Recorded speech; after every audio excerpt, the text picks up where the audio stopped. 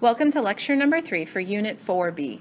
In this lecture, I will be discussing the female experience during the Middle Ages, the power of the Catholic Church, the creation of the territory called the Holy Roman Empire, the Holy Roman Emperors and their clashes with the Pope, and finally, an introduction to the German states in the Holy Roman Empire and the general disorder in Europe during the Middle Ages.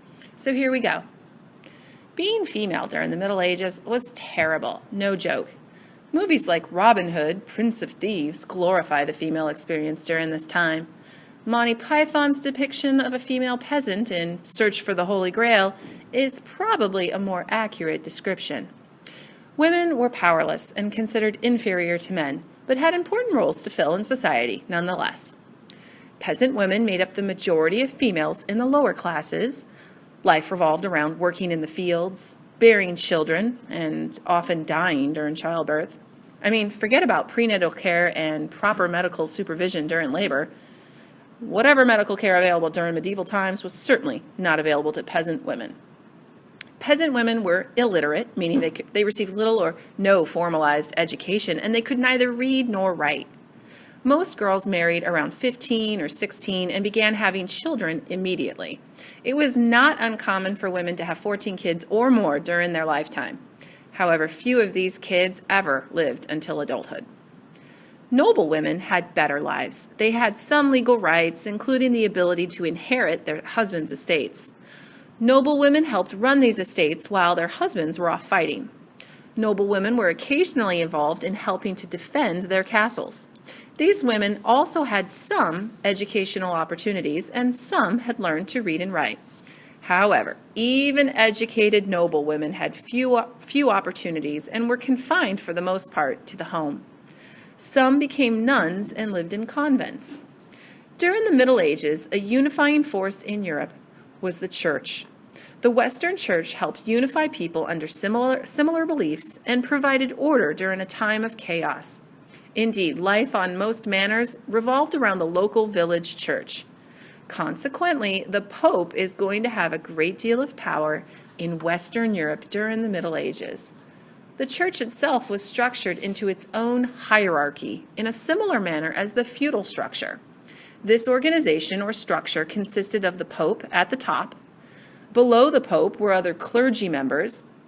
And when we use the term clergy, we are referring to officials in the church, like bishops, cardinals, as well as priests. Priests were the lowest ranking church officials who did much of the work in local villages. For most common people, village priests were their main contact with the church. The village priests helped create security and stability in people's lives by offering them salvation through religious ceremonies and rituals called sacraments. The church also had its own legal system called canon law, which governed marriage and other religious practices. Church members who disobeyed canon law could be excommunicated or kicked out of the church. This was the harshest punishment because it essentially guaranteed that an excommunicated person was going to hell. The threat of excommunication of clergy members or common people in society created conditions in which the church wielded much power over people's lives. To make a comparison, canon law can be likened to Sharia law in Islam, or even the Ten Commandments in early Judaism.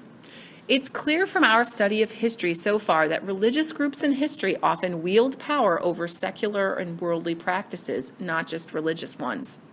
Having these laws helps maintain a social and political order in society.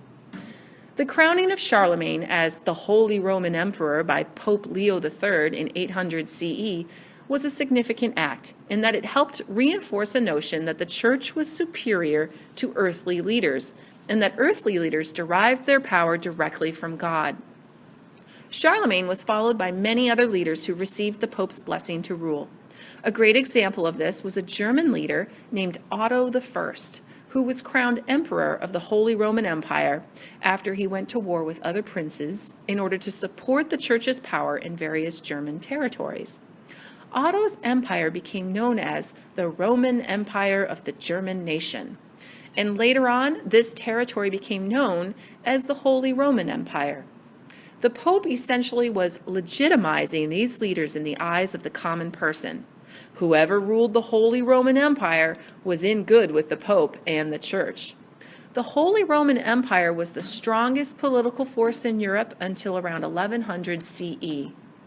However, there were often conflicts between popes and emperors. They didn't always agree with one another. In fact, the church wasn't always happy about sharing any of its power with kings.